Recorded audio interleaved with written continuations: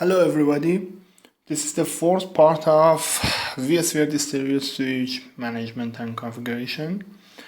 And in this chapter I want to review about vMkernel ports, adding and migrating from a standard vSwitch to the distributed vSwitch. Now let's begin. To add the new VMkernel adapter, select the appropriate port group and select your host. I select the VIM as the abbreviation of vSphere infrastructure management, and then I will select each of available service for the VMkernel adapter. Let's review each of them.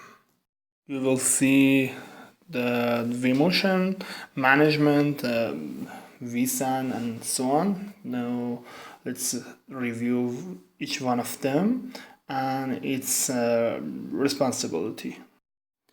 Management is responsible for each of configuration and management task for ESXi host, and also availability traffic transfer between host to host and host to vCenter server for managing ESXi. vMotion will handle vMotion traffic between the source and destination host for live migration VMs or vMotion VM between two hosts. Fault tolerance logging is responsible for data transmission between primary fault tolerance virtual machine to the secondary fault tolerance on another host, and strongly recommended to separate it from another VMkernel services.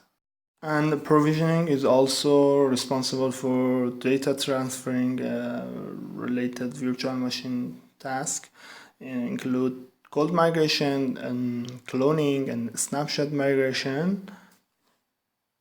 And vSAN is dedicated for vSAN management traffic handling on each ESXi host in the vSAN cluster.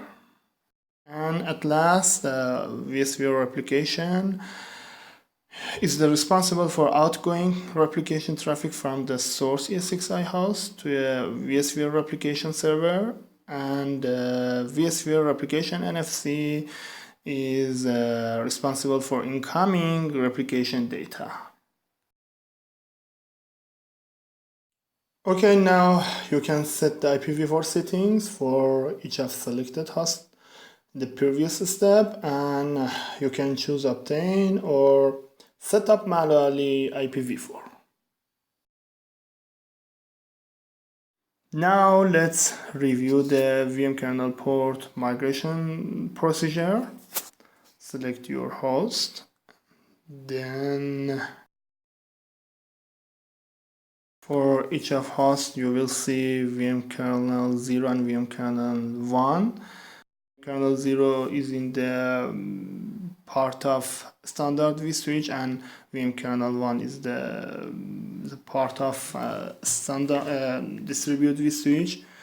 And now you can assign port group for vMkernel 0.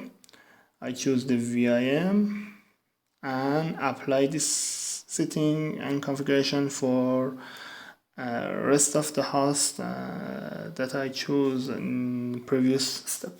Okay, now you can see the vMkernel 0 is connected to the VIM, and I will pass the step 5 for another video and then finish.